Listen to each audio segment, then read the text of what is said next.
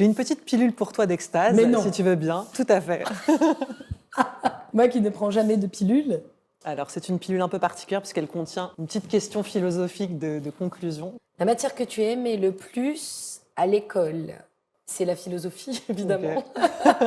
Oui, c'est vraiment la découverte de la philosophie qui m'a le plus transcendée, même si moi, j'ai fait l'école avec la danse, en réalité. J'avais autant d'heures de cours que d'heures de danse. Ok. Alors là, par exemple, j'ai mon fils qui est au lycée et je me rends compte de ce que c'est d'avoir que l'école, tu vois. Et c'est autre chose. Moi, il y avait vraiment une balance. J'étais tout le temps dans le studio de danse. Mais la philo, ça m'a fait réfléchir sur l'humain. Moi, j'avais quand même cette problématique à la mort de mon père. Comment aimer son prochain si son prochain est capable de tuer mon père? Comment tu fais? Et donc la philo m'a apporté cette possibilité de tourner autour d'une question. Et donc là, j'ai pu prendre différents points de vue. En fait, j'ai pu comprendre que la réflexion, elle n'était pas simplement comme ça, unilatérale, en réalité et linéaire. Qu'en réalité, je pouvais me déplacer autour. C'est quand même capital de le comprendre. Donc c'est pour ça, je crois que la philo m'a tant plu. Est-ce que tu penses qu'aujourd'hui, la philosophie t'aide quelque part? Oui, parce qu'elle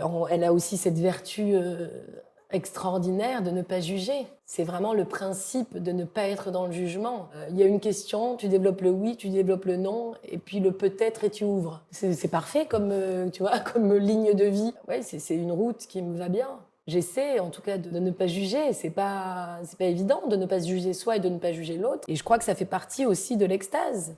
Parce qu'on ne peut être dans l'extase que si justement on est en amour. Tu vois, si tu rentres d'une soirée et que tu te mets à dire à ton mec « Ah, t'as vu, franchement, lui, il était chelou. » Puis elle « Non, mais quand elle a fait ça, c'était nul. » Tu vois, ce qui se fait. Et si juste tu juges pas, il y a des choses qui te traversent.